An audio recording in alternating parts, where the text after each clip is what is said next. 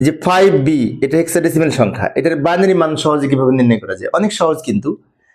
Hexadecimal সংখ্যাটা এখানে লিখে নিলাম 5 এবং b, এগুলোর সমকক্ষ 4 বিট করে বাইনারি মান লিখতে হবে, কারণ হেক্সাডেসিমেল সমতুল্য বাইনারি 4 বিট। এখন 4 বিট বাইনারি মান বের করার জন্য আমরা এখানে একটি কোডের হেল্প নিতে পারি। এই যে 8421, এই কোড ধরে খুব সহজেই করতে পারি। যেমন এই কোড ধরে যদি আমি 5 এর মান বের করতে চাই, তো দেখতে হবে কোনটা কোনটা যোগ করে 5 হয়। যে 4 আর 1 যোগ করে 5, 4 এর নিচে 1 আর এই 1 এর নিচে 1, 4 এর নিচে 1 আর 1 এর নিচে 1, 4 আর 1 যোগ করে যেহেতু 5, এটা হচ্ছে 5 এর মান, 5 এর নিচে লিখবো।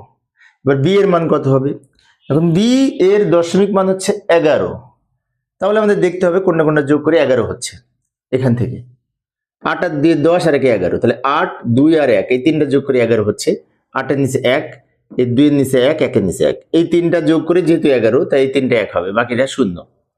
এটা হচ্ছে b এর বাইনারি বা 11 এর বাইনারি, b এর নিচে লিখবো। এবার এইগুলো একসাথে লিখে এই যে এটা এখানে লিখবো, এটা এখানে লিখবো, ব্র্যাকেট দিয়ে ভিত্তি হিসেবে 2 লিখবো, কারণ বাইনারি সংখ্যার বেজ হচ্ছে 2।